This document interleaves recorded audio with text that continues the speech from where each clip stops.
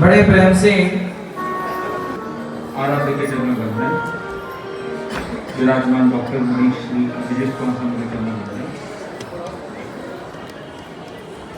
और आज यहाँ पर जो उपस्थित है, विराजमान है, जिनकी कथा में हम यहाँ पर आए हैं, ऐसे अनिरुद्धाचार्य एवं हमारे पास में दोनों महाराज जी हैं, राकेश नारायण महाराज जी भी है। आज हम एक विशेष अवसर पे आए हैं। आपकी जो कथा चल रही है, उसी कथा वाचक के विषय में मैं थोड़ा कुछ बताना चाहूंगा आपको। हमारा एक विशिष्ट अनुभव रहा वृंदावन की धरा पर आने का। और जब हम आए, सर्वप्रथम सबसे पहला जो स्थान था जहां पर हमने प्रवास किया, वो गौरी गोपाल गौशाला में ही किया। और आप श्री का अनुरोध था, हम दिल्ली में बैठे थे, तब से आप श्री का एक अनुरोध था कि वृंदावन में आना हो तो हमारे यहाँ पर ही सर्वप्रथम आया जाए। तो आपके अनुरोध ने ही हमको कहीं ना कहीं खींचा है यहाँ पर आने के लिए। और जब हम आपको प्रत्यक्ष मिले, व्यक्तिगत रूप में मिले, तो काफी कुछ हमने समझा, जाना। जो कथावाचक होते हैं वो शास्त्रों के भी इतने बड़े जानकार होते, इतने अच्छे जानकार होते हैं। ये हमने आज की जो प्रभात की वार्तालाप के माध्यम से समझा और जाना। तो मैंने कुछ पद्य जो आपको ही एक तरह से समर्पित किए जाएंगे, कुछ पद्य बनाए हैं जो आपकी वाणी में भली भांति झलकता है। शास्त्रों का मर्म जीवन में उतारे, सूत्रों को अनुभव की भाषा में ढाले, ग्रंथ न रहे केवल पाठ की सीमाएं, विचार वही देना जो आचरण को सवारे।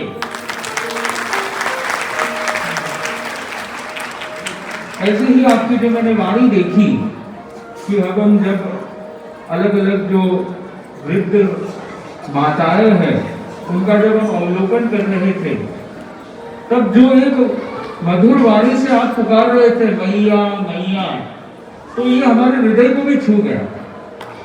कहा एक व्यक्ति को एक माता दुर्लभ होती है, और आपको तो भारत माता की सेवा करने का एक मौका। दूसरी बात है गौ माता, जो इतनी सारी माताएं हैं उनका भी कार्य कर रहे हो। और तीसरी जो सबसे बड़ी बात है कि जो वृद्ध माताएं हैं, करीब करीब 350 वृद्ध माताओं की भी सेवा करने का मौका। तो ये अपने आप में बहुत विशिष्ट बात है। तो इनकी वाणी के ऊपर मैंने कुछ बनाया है। वाणी में ओज पर अहम नहीं बोझ, शब्दों से जगाते सोई हुई सोच, कटु सत्य भी कहे करुणा के साथ, इसलिए स्वीकार्य बन जाए हर बात। कहने के लिए तो बहुत कुछ है, कथा में भी आप देखो, वैसे तो इतिहास की बात होगी, पर इतिहास के साथ वर्तमान जीवन के साथ जोड़ना, ये भी एक निपुणता और दक्षता की बात है। तो कथा में इतिहास, वर्तमान की छाया, पुराणों से आज का संदर्भ दिखाया, हास्य से हल्का, ज्ञान से गहन, श्रोता पाए उत्तर, कर्मों का होता गहन। और मैंने देखा कि कितनी कितनी युवा पीढ़ी के आगे आगे जुड़ी हुई युवाओं को जोड़ना, साथ में लेकर के चलना, ये भी अपने आप में एक अलग ही बात है कि हर वर्ग को साथ में लेकर के चल रहे। जहां हमने वृद्ध माताएं देखी और कहा हमने कितने कितने युवा वर्ग को देखा, तो समय की नाड़ी को पहचानते हैं, युवाओं की उलझन को जानते हैं, उपदेश नहीं विवेक जगाते हैं, इसीलिए दूर तक सुने जाते हैं। तो ऐसे हमारे महाराज श्री हैं, जिनके विषय में जितना कहा जाए उतना कम है। हमने कुछ पद्य ऐसे संस्कृत में भी बनाए थे जो आप श्री को ही बताए जाते हैं, परिलक्षित है। हम दोनों मुनिवर जी, मुनिश्री डॉक्टर मुनिश्री अभिजीत कुमार स्वामी और मैंने कुछ संस्कृत में भी दोहे और पद्य बनाए थे। तो एक श्लोक मैं जरूर बोलना चाहूंगा। अस्ति यशानुरोधेन वयमत्र सभागता प्रमोद भाव संयुक्ता सर्वजन प्रियो भवान। मतलब जिनके स्नेहपूर्ण अनुरोध से हम यहाँ पर एकत्रित हुए हैं, हम यहाँ पर आए हैं, और जो हमेशा आनंद भाव स्वभाव में रहते हैं और जो समस्त जनों के प्रिय। और एक विशेष जो मैंने बात देखी महाराज जी की, और हमारे जो आचार्य प्रवर है, आचार्य श्री महाश्रवण जी, जो हमारे तेरापन धर्म संघ के 11वें आचार्य है, उनकी और आपकी एक बहुत बड़ी विशेषता है। वैसे तो भिन्न भिन्न तरीके हैं कार्यशैली के, पर एक जो विशेषता, आपके चेहरे पर भी एक मुस्कान देखने को मिलती है और उनके चेहरे पर भी सदैव मुस्कान देखने को मिलती है। तो ऐसी चेहरे पर झलकती मुस्कान की स्वतः दूर हो जाती है सारी थकान, और जिसके चेहरे पर रहती मुस्कान, उसी का बढ़ता है समाज में नाम और सम्मान, और तभी जीवन में होता असलियत में उत्थान।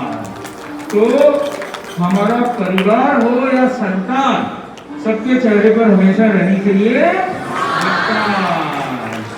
तो मुस्कान रहना बहुत जरूरी है। तो एक छोटी सी बात जो मैं कह करके मैं अपनी बात को, अपनी वाणी को समापन करना चाहूंगा कि आज जीवन में स्ट्रेस बढ़ रहा कम हो रहा है, तनाव बढ़ रहा कम हो रहा है, डिप्रेशन बढ़ रहा है। तो उसका एक ही एंटीडोट है, और वो एंटीडोट क्या है? तो वो है जो महाराज जी के चेहरे पर भी देखने को मिलती है, वो है मुस्कान, स्माइल। तो स्माइल एवरी वाइल, और वही बन जानी चाहिए आपकी लाइफ स्टाइल। जब रहेगी चेहरे पर स्माइल, तभी तो पास हो जाएगी आपकी सारी फाइल। तो स्माइल एवरी वाइल। तो 6 टाइम हमको स्माइल करने का प्रयास करना है। और हम तो कहते हैं कि आपके घर में कोई भी व्यक्ति अगर आता है, प्रवेश करता है, तो उसको एंटर मत होने दो, उसको आने मत दो, प्रवेश द्वार पर ही रोक दो। और मैं तो महाराज जी को भी कहूंगा कि उसको प्रवेश द्वार पर ही रोक देना। भक्त जन भी आए तो रोक दो, जब तक उसके चेहरे पर क्या नहीं है, स्माइल नहीं है। तो no wild card entry, just smile card entry. कि स्माइल है तो एंट्री है, स्माइल नहीं तो एंट्री भी नहीं। तो इसलिए 6 टाइम स्माइल करना हमको भूलना नहीं है। इसी उपलक्ष्य में हमारा ये है, enter with smile, no wild entry, enter with smile. तो ये भी आपको एक मिलेगा जो दरवाजे पे लगाया जा सकता है। तो 6 टाइम स्माइल जरूरी है। एक तो जैसे ही हम जगते हैं तब भी चेहरे पे क्या रहना चाहिए, स्माइल। जब सोते हैं, सोने से पहले क्या रहनी चाहिए, स्माइल। तो wake up with smile, sleep with smile, eat with smile, meet with smile. मतलब खाना खाते समय पर भी क्या रहनी चाहिए, स्माइल। और जब मिलते हैं तब भी क्या करना है, स्माइल। और enter with smile and exit with smile. 6 time वापस एक बार रिपीट करेंगे। पहला क्या था, wake up with smile, sleep with, enter with, exit with, meet with, eat with. तो ये स्माइल एवरी वाइल। तो मैं समझता हूँ कि एक छोटा सा सूत्र जरूर जी ने बताया कि सदा मुस्कुराते रहो। मुस्कुरा के जिसे गम का जहर पीना आ गया, ये हकीकत है उसको इस जहां में जीना आ गया। इसलिए सदा मुस्कुराइए, हर परिस्थिति में मुस्कुराइए। आत्मा भीक्षु नयन मवतारं नयतुमि।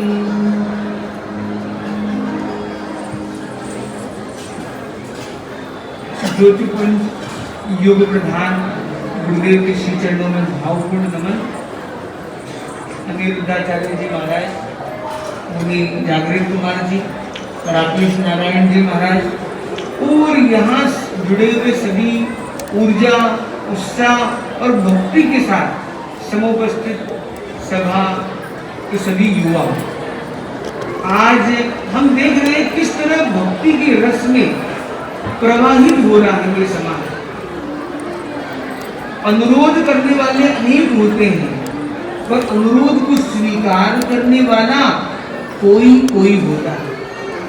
जो अनुरोध को स्वीकार कर ले वो क्या होता है? वो अनिरुद्ध महाराज।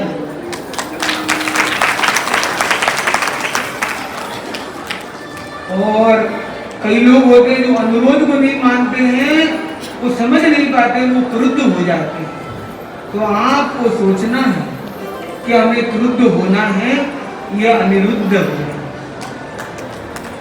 और उसके लिए हम जो ये संतों की वाणी के लिए कहा जाता है कि प्रभु की कथा और मनुष्य की व्यथा का कोई अंत नहीं होता। एक बार एक महाराज के पास एक कपल आता है, एक दंपति आता है, और वो अपनी बात रखता है तो संत पूछते हैं कैसे हो? वो बोलता अरे बहुत अच्छे हैं, बहुत बढ़िया चल रहा है। थोड़ी देर हुई, फिर महाराज ने पूछा कैसे हो? वो बोले ठीक है। थोड़ी और देर हुई, थोड़ी और संवाद चर्चाएं चली, फिर संत ने पूछा कैसे हो? बोले महाराज जी क्या बताएं। थोड़ी और देर हुई, बोला कैसे हो? अब गंगा और जमुना शुरू हो गई थी और मनुष्य की व्यथा शुरू हो गई। वास्तव में व्यथा लेकर आने वाले कई होते हैं, पर जब ऐसी कथा में जुड़ते हैं सारी व्यथा को समाधान मिल जाता है। इसलिए कहते हैं सत्संग, संत कथा, प्रभु कथा जब हम करते हैं तो कथा की उस सैलाब में जो हम बहने लग जाते, सारी व्यथाएं हमारी समाप्त हो जाती हैं। हमें अगर कोई बात करनी है तो जो हम यहाँ से श्रवण करके नवनीत लेकर जा रहे हैं, वह हमें हर व्यक्ति तक पहुंचाने का लक्ष्य रखना है। एक संत महाराज ने कहा कि धर्म करो, किसके लिए? बोले आत्मा के लिए धर्म। त्याग करो, आत्मा के लिए। साधु बनो, आत्मा के लिए बनो। वैराग्य लो, आत्मा के लिए लो। बहुत देर सुनते सुनते कथा को एक युवक गंभीर होकर रुक गया, सब चले गए। उसने संत से कहा आप इतना प्रवचन करते हैं आत्मा के लिए, ये करो आत्मा के लिए, वो करो, आत्मा दिखाओ तो सही। आत्मा कहाँ है? जिसको हमने देखा नहीं, जाना नहीं, समझा नहीं, उसके लिए सब कुछ कैसे कुर्बान कर दे? तो संत ने बहुत सुंदर कहा कि ऐसा करो, गौरी गोपाल गौशाला से दूध ले आओ। और आगे देखिए एक दूध का कटोरा वहां सामने लाया गया, तुरंत हाजिर हो गया। वो बोले ये लीजिए, और वो 1 घंटा हो गया।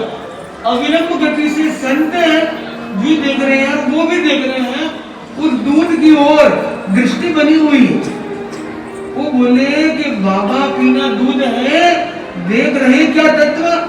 आपको दूध पीना, पी लो, खत्म करो बात और दिखाओ मेरे को। बाबा पीना दूध है, देख रहे क्या तत्व? देख रहा नवनीत का, कहां दूध में सत्व? वो उन्होंने कहा कि मैं ढूंढ रहा हूं कि दूध से ही सभी लोग मक्खन निकालते हैं। इतनी गोपियों ने मक्खन निकाला, कन्हैया की मैया ने मक्खन निकाला, कहां से निकाला? दूध से ही तो निकाला है। तो अगर दूध से मक्खन निकलता है आप कहते हो, तो दूध में मक्खन का अंश तो दिखना चाहिए। तो वो बोला बाबा जी आप तो भूले हो, ऐसे दूध में मक्खन थोड़ी दिखता। तपे जमे मंथन से मंथन फिर नवनीत, यही सयाने समझ ले आत्ममिलन की रीत। यही सयाने समझ ले प्रभु मिलन की रीत। तो ये यदि हमें कृष्ण से मिलन करना है, कन्हैया से मिलन करना है, अपने प्रभु से मिलन करना है, अपने राम से मिलन करना है, अपने श्रीमद नारायण से मिलन करना है, अनिरुद्ध महाराज से मिलन करना है, संत राज से मिलन करना है, तो यही है मिलन की रीत। तो 3 सूत्र हमें लाने हैं। हमें तप यानी तपना है, जमना जैसे हम जावन डाल के दूध को जमाते हैं, वैसे ध्यान में भक्ति में अपने आप को जमाना है। और फिर जब मंथन करेंगे तो नवनीत निकल के आएगा। नवनीत के रूप में हम कुछ 1-2 श्लोक आपके सामने अर्ज करना चाहेंगे कि आपके भीतर हम एक संक्षिप्त सी मुलाकात ही कहे, कल भी हुई, आज भी हुई, और हम यहाँ से 2026 में जब से आए हर दिन आपसे मुलाकात होती है। 1 जनवरी को भी हो गई, 2 जनवरी को भी हो गई। विद्या वचनेश्चैव विनयेन विभूषितः गुरुत्वे लाघवे चैव सत्यशीला सदा भवेत्। सत्यशीलः सदा भवेत् कि आप जो सत्य और शील, सत्य तो कथन कहा जाता है, शील को जिया जाता है।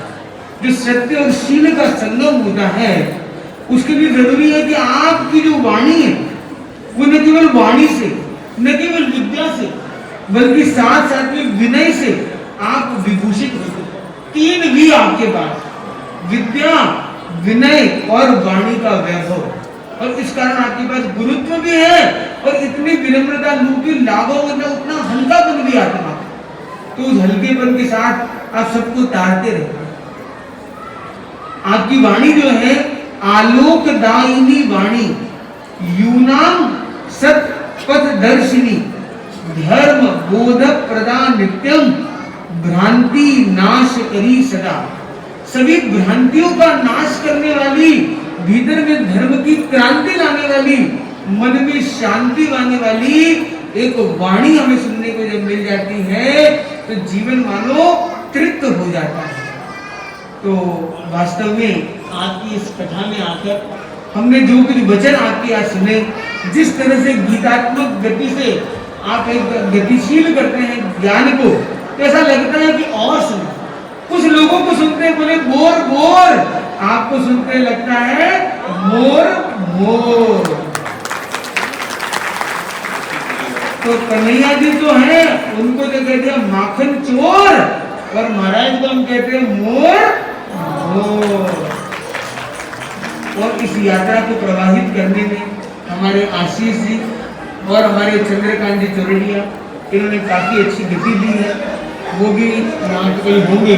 और विशेषकर राकेश नारायण महाराज जी, उनका जो योगदान है वो अद्वितीय है, और सभी लोग अंदर कहीं ना कहीं जुड़े हैं। पर विशेषकर मैं देखता हूँ आपकी जो सेवा है पूरे भारत को, वो 3 जी की सेवा है। हम यहाँ रुके हैं वो भी 3 जी, गौरी गोपाल गौशाला, हम जहाँ रुके हैं, और आपकी सेवा में 3 जी की है। कौन है? 3 माता जी की। पहली है भारत माता, दूसरी है गौ माता, और तीसरी है वृद्ध माताओं। तो 3 माताओं की सेवा करना और 3 जी की व्यवस्था रखना, कोई भी हो अवस्था हम देंगे उन्हें व्यवस्था। ये इतना सुंदर सूत्र है। तो जीने वाले कोई कोई होते हैं, ऐसे से मिलना चाहता है हर कोई। तो हम जहाँ से आ रहे हैं, हमने बात रखी कि हमारे जो परम पूज्य गुरुदेव हैं, वह आशीष जी राकेश नारायण जी महाराज पहुंचे, और आप श्री का पत्र लेके जब पहुंचे, और आचार्य श्री हमारे महाश्रमण जी हैं, उन्होंने सुना जबकि अनिरुद्ध महाराज का अनुरोध है तो आपको जाना है, वरना इस कड़कती ठंड के अंदर और इस तरह के वस्त्र के साथ पदयात्रा करना भी एक सरल काम नहीं है। पर जब गुरु की शक्ति होती है और प्रभु में ऐसी भक्ति होती है, तब सब रास्ते अपने आप बन जाते हैं। और इस कारण ये वृंदावन का प्रवास एक इस वसुंधरा के लिए, एक हमारे लिए भी एक स्पेशल बन रहा है, और इसमें आप श्री का एक प्रमुख योगदान है। अपनी वाणी को यही विराम देते हुए मैं एक ही बात कहूंगा, जहां देखे आपको देखे, जहां देखे गौ की आंखों में देखे, गौ की आंखों में जो नादानी है, वो जो मासूमियत है और उम्मीद है, उनके चेहरे पर भी जो मुस्कान हम देखते हैं, तो मानो दूर हो जाती सारी थकान, रहे सदा हमारे अंदर ऐसी मुस्कान। सच्चित सुखम परमहंस गतिम तुरीयम यद स्वप्न जागर सुषुप्ति मवैति नित्यम तद ब्रह्म निष्किल्महं न च भूत संभव। परम पूज्य प्रातस्मरणीय गुरुदेव, जिनका मैं कृपा पात्र अनंत श्री विभूषित जगत गुरु निम्बारकाचार्य श्री श्री जी महाराज, जिनका मैं उच्चिष्ट पात्र हूँ। महाराज व्यासपीठ विराजमान हमारे लघुत्तम भ्राता श्री अनुद्राचार्य जी और मंच पर विभूति द्वय मुनिश्रेष्ठ दोनों को बहुत बहुत साधुवाद के साथ यहाँ आगमन करने का श्रेय। समस्त हमारी माताएं, जिनके चरणों में नतमस्तक होकर के वंदन करता हूँ। जितने भी हमारे भगवत भक्त बैठे हैं, उनको भी मेरा वंदन। विशेष भूमिका न बना के सिर्फ इतनी सी इस मंच से बात कहना चाहूँगा। समाज के प्रत्येक वर्ग का जिस प्रकार से हमारे आचार्य श्री अनिरुद्ध जी ने हर तरह का समावेश किया हुआ है। राष्ट्र में बहुत सारे साधु हैं, बहुत सारे हमारी पीठ और ज्ञानपीठ हैं, बहुत सारे संप्रदायों के बड़े बड़े प्रतिष्ठान हैं, लेकिन प्रश्नवाचक चिन्ह तब लगता है जब उनका जो कर्तव्य था सनातन को निरंतर वृद्धि को बढ़ाने के लिए, सनातन की ध्वजा को लहराने के लिए जो उनका दायित्व था, वो कहीं च्युत हो गए। आज उस दायित्व को हमारे अनुद्राचार्य जी ने बिल्कुल अक्षरशः उसको स्वीकार करते हुए आचरण में भी रखा और व्यवहार में भी रखा, और आज ये वैभव माताओं की सेवा करके जो उन्होंने हासिल किया है, इस साधुवाद के योग्य है, ये साधुवाद के पात्र हैं। दो शब्दों में मात्र इतना कहना चाहूंगा, द्वावेमौ इमौ लोके, ध्यान से स्मरण करेंगे वाक्य, द्वावेमौ इमौ लोके, ऐसे दो महापुरुष, कौन कौन? बोले धनिका च प्रजातारम दरिद्री अतपस्विना। ऐसे दो लोगों को संसार में जीने का कोई हक नहीं। कौन से? बोले धनिक तो हैं, पैसे वाले हैं, प्रभु नारायण ने कृपा की, लक्ष्मी अपनी सुयश जो है सुलक्षणा लक्ष्मी भी दी, वैभव दिया, समृद्धि दी, लेकिन कभी गरीबों के प्रति उनके मन में एक भी उत्कंठा नहीं है। अगर गरीबों के प्रति उनके मन में कोई दया नहीं है, कोई दया का भाव नहीं है, तो ऐसे धनिक होने का कोई श्रेय नहीं, कोई अधिकार नहीं है। तो बोले द्वावेमौ इमौ लोके गले बद्धाम दृढ़ाम शिलाम, उनके गले में एक विशाल पत्थर बांध करके डुबो दोगे तो भी बोले पाप नहीं लगेगा। बोले क्यों?